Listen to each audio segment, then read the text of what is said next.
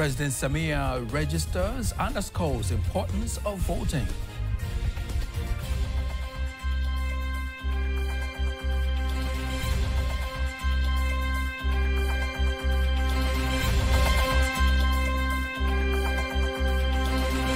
Lake Victoria Water Project continues to revive hopes. We highly appreciate Your Excellency, the High Commissioner, for the great friendship and partnership.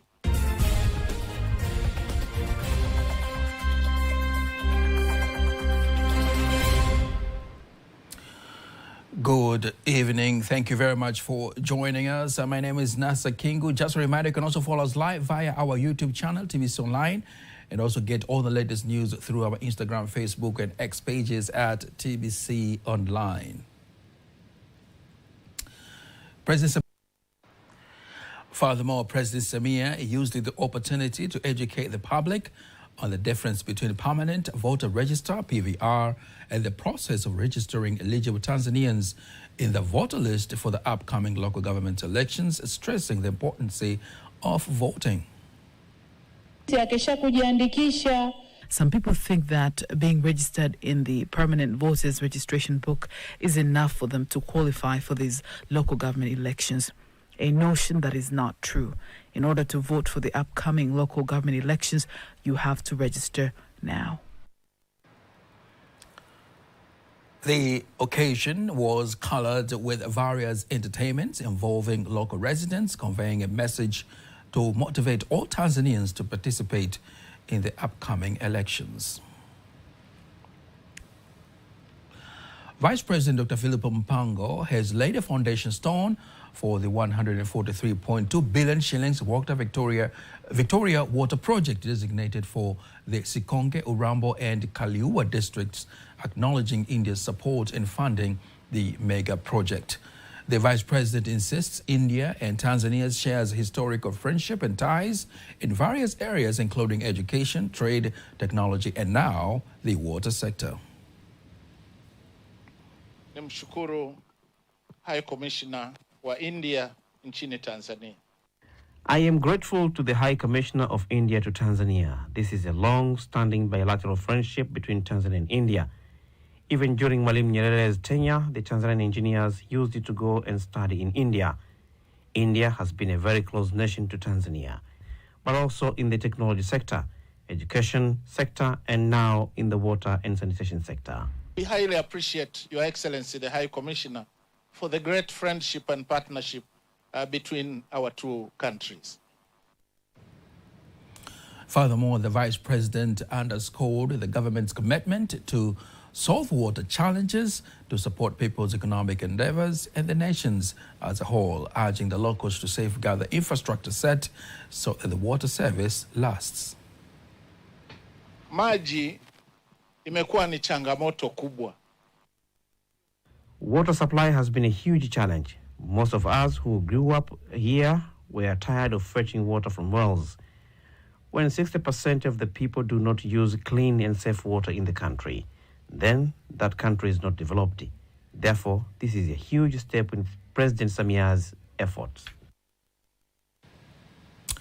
Eventually, he directs the project, which has reached 48%, to be completed on time to enable the citizens to benefit from the project as early as possible.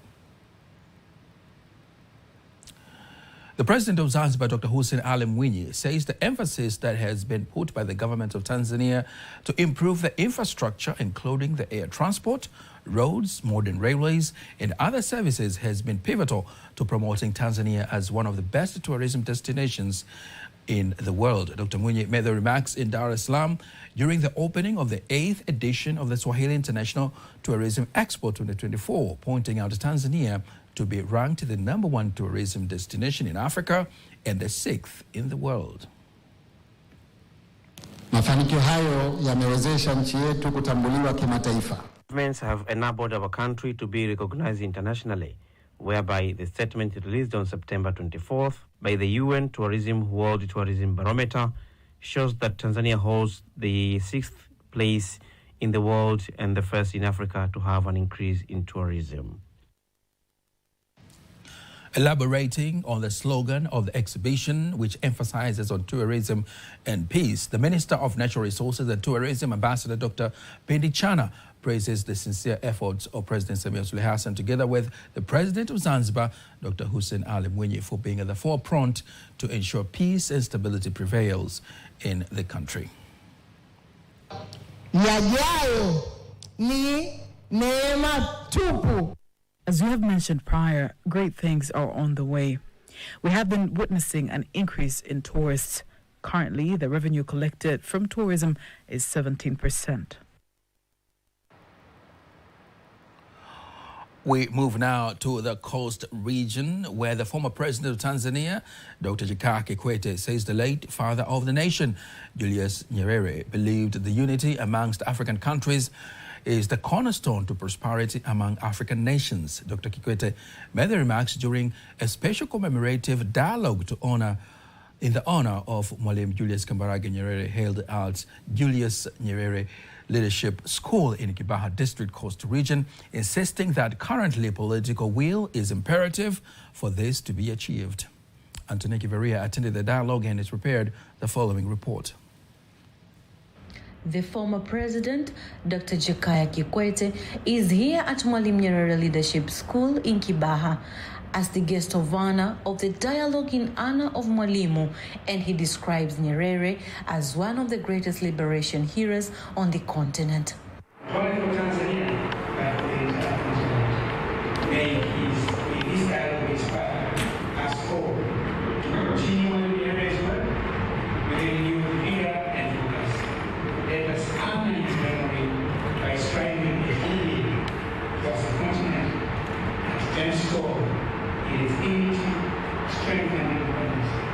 Together, through dialogue, leadership, and unity, we can carry his vision forward to a brighter future for Africa.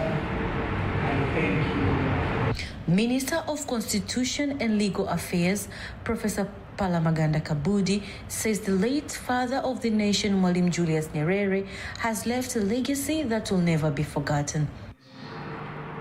And Tanzania with high distinction. As we are all aware, today we're having this commemorative dialogue in honor of Mwalimu Julius Kambarage Nyerere in a very special year.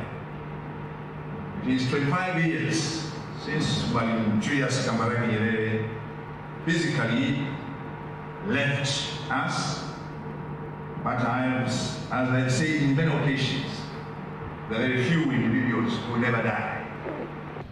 The principal of Mwalimu Nyerere Leadership School in Kibaha says the leadership school is one of the key identity of UNIT, as the school comprises of 7 different African nations. Aim to explore how Mwalimu Julius Nyerere principles of vertical leadership, solidarity, pan-Africanism, and African unity can be effectively applied to address the modern challenges confronting our continent. These principles are not mere relics by a bygone era, but they serve us as a vital guidance for our collective future, as we talk about the shared future, as we engage in our thoughtful discussions today. Let us reaffirm our pledge to embody these values and ensuring that they inform our actions, and this is what we repeat, they inform our actions and decisions as we strive for brighter and more integrated Africa. In essence, this dialogue is not a mere about embracing, but it's also a call to action for all of us. By investing Mwalimu's strong belief in unity, self-reliance, and solidarity are some of the pivotal qualities that continue to inspire current and future generation of the African leaders, and his vision for Africa remains a guideline, not only for Tanzanians, but also for the entire continent. Reporting from Mwalimu Nyerere Leadership School in Kibaha, Antonia Kivaria, TBC News. Continuing with Mwalimu's legacy, the ambassador of South Africa to Tanzania, Noluthando Mayende Malepe, says South Africa refers to Mwalimu Julius Kambarage Nyerere as a visionary leader who understood the significance of Pan-Africanism. She made the remarks during an interview with TBC News on Mwalimu's legacy as Tanzania prepares to mark the 25th anniversary of his legacy. I think he was a wonderful leader, a great visionary, and one who understood the concept of Pan-Africanism. One who also understood that when a brother suffers, the other driver cannot turn away. That's why also he brought our people, in Mazimbu, we have land which was given to the African National Congress, and we managed also to build a school there, the Solomon Mahlangu College, which is now the Universities of Somasco, a university. And this also speaks to the relations that we have with Tanzania. So he is the one whose vision was, he crisscrossed, during his time, he crisscrossed Africa during very difficult times, trying to ensure that every country got their freedom. The community has been urged to join hands to eliminate stereotypes and promote diversity by encouraging girls to pursue science, technology, engineering, and mathematics studies in schools. The call has been made by Veneranda Mloso, government representative from the Ministry of Education, Science and Technology, during a special event to celebrate International Day of the Girl Child in Dar es Salaam, which this year focuses on girls' vision for the future.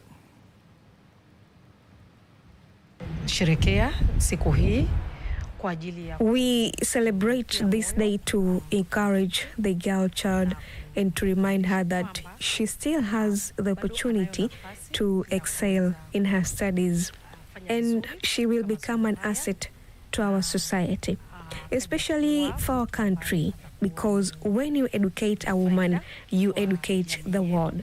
When a girl receives an education, the whole community benefits. Today, we are celebrating girls, and we are discussing about their future.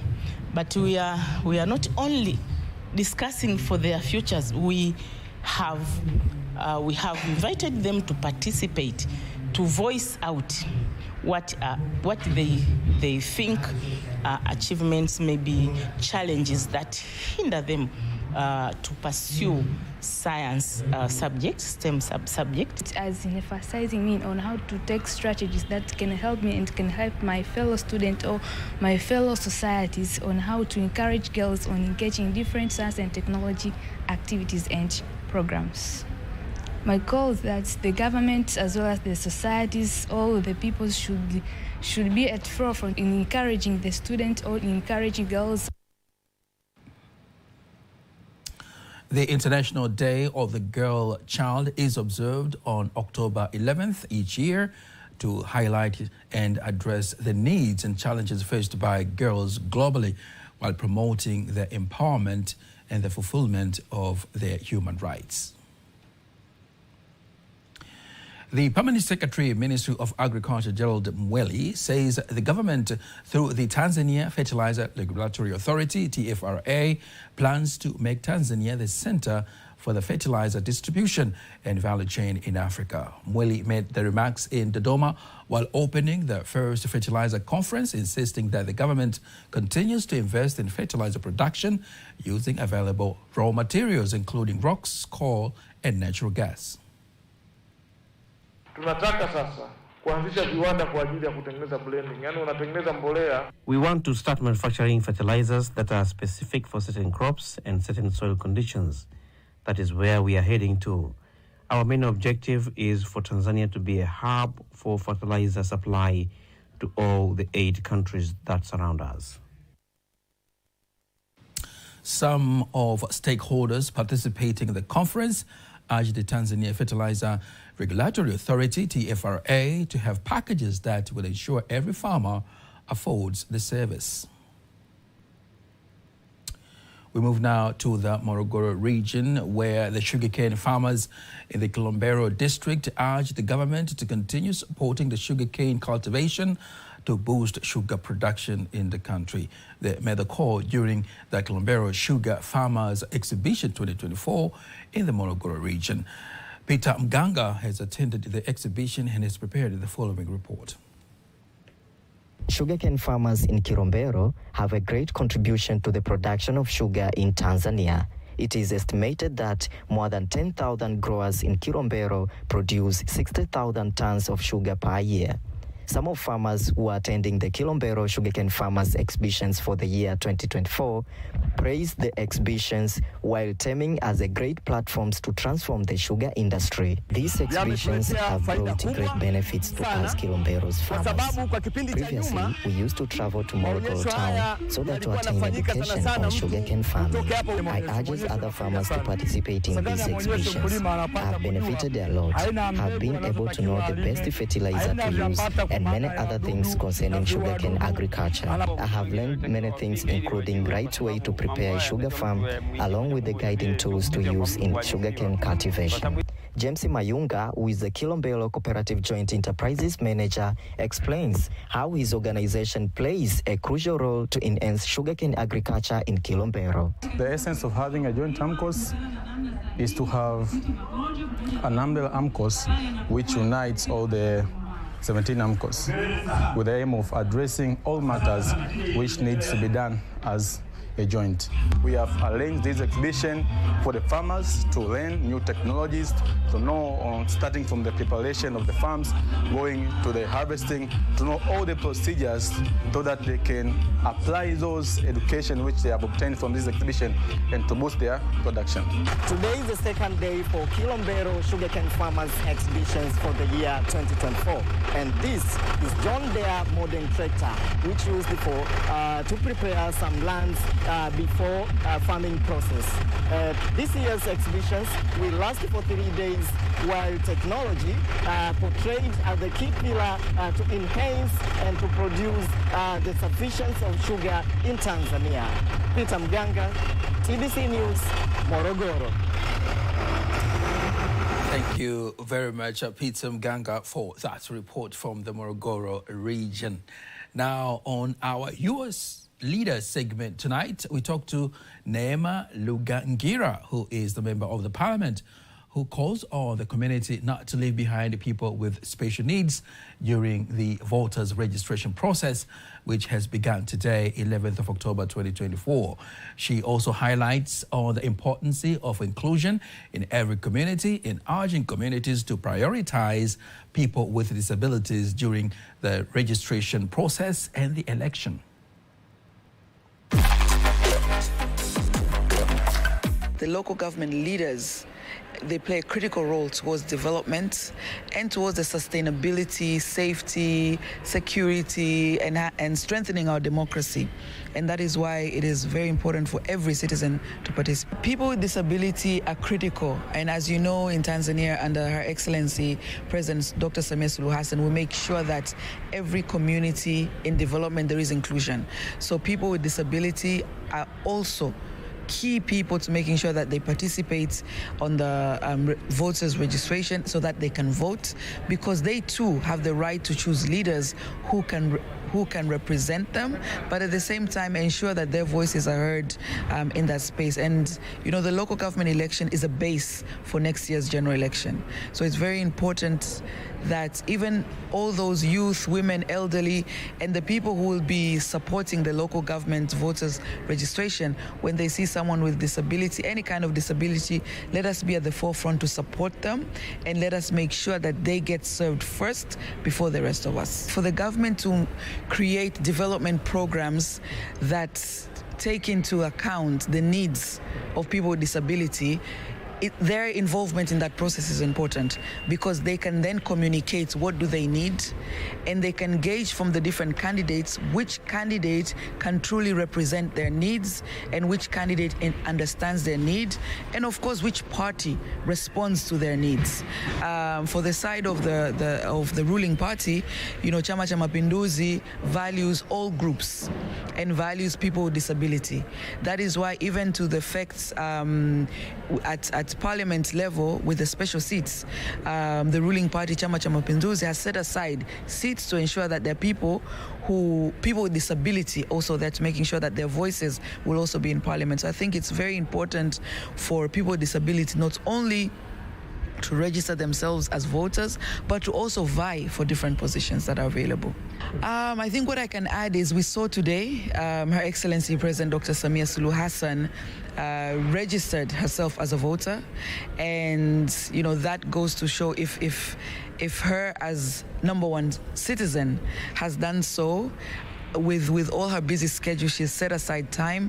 I think we should ask ourselves, you and me, why are we not going to make sure that we register between 11th to 20th of this month? That's your leader, where TVC News brings you insights and details on issues related to the upcoming local government elections. Time now to take a look at today's exchange rates according to the Bank of Tanzania, BOT.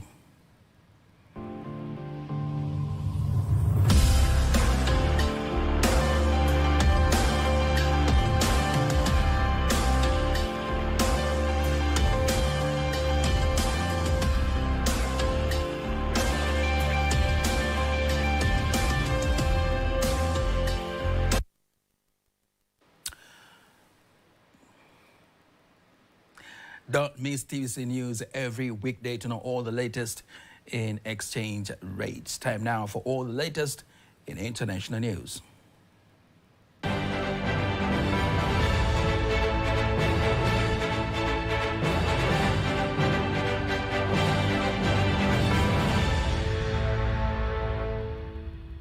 And now here is international news as compiled and read by Lulua Muhammad.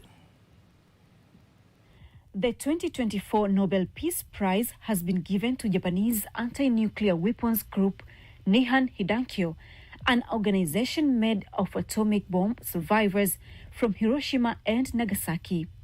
The chairman of the committee made the announcement in the capital of Norway.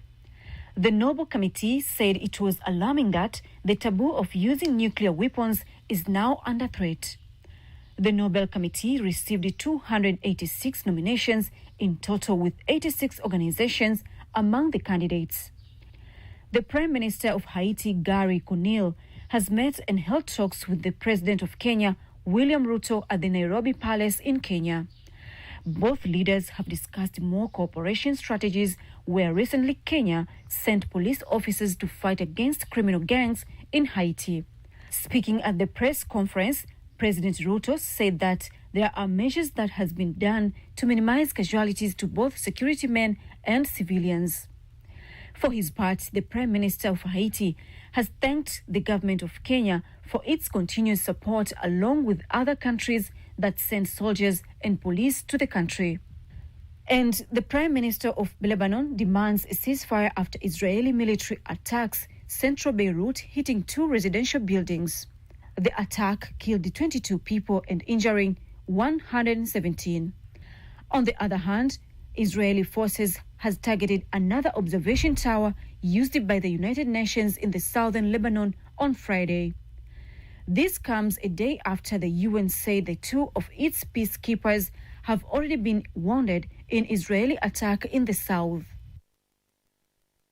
Thank you very much, Lulu Muhammad, for the international news. Sports news up next.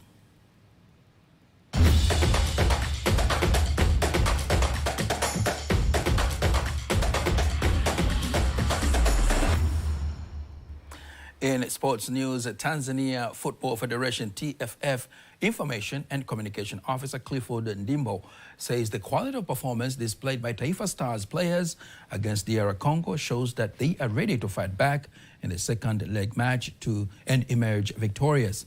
Ndimbo insists that the players' fighting spirit at home will be doubled, hoping to beat their opponent and win the game. Tanzania lost by 1-0 last night in DR Congo, and they're back training, ready to revenge and revive hopes of qualifying for AFCON 2025. The second leg match will be played at Benjamin Mkapa Stadium on October 15th.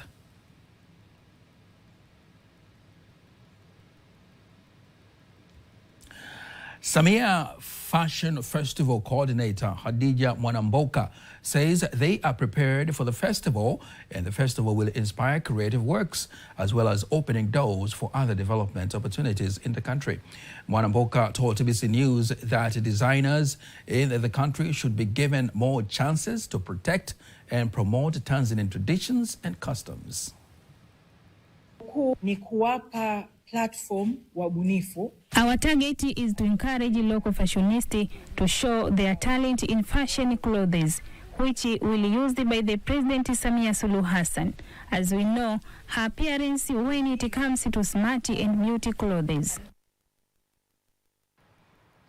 Samia Fashion Festival will take place next month, and President Samia Suluhu Hassan is expected to be the guest of honor.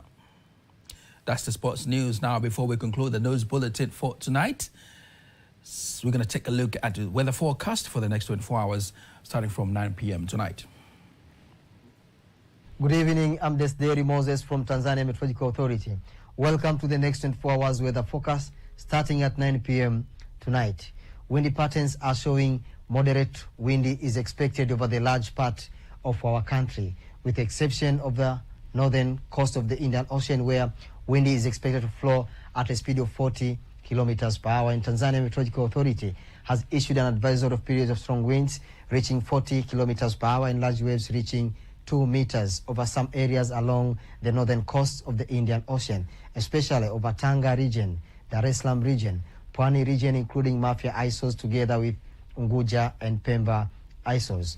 Residents from these areas are advised to take all necessary precaution.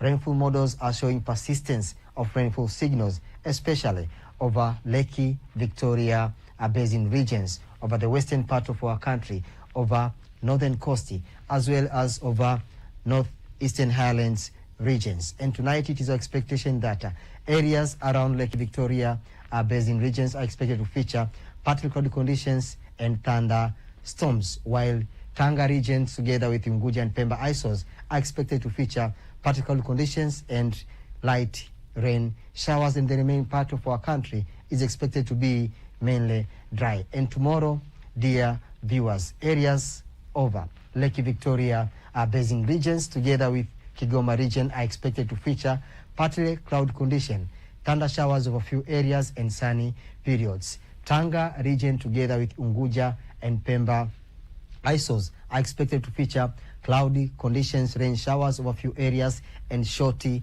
sun periods. While for Dar es Salaam, Pwani and Morogoro regions are expected to feature partly cloudy condition, rain showers over a few areas, and sunny periods. Over the high grounds of northeastern highland regions, light rain showers is expected to be featured over those areas. And the remaining part of our country is expected to be mainly dry. Now let us have a look at the weather forecast for the next 4 days for some regions in our country.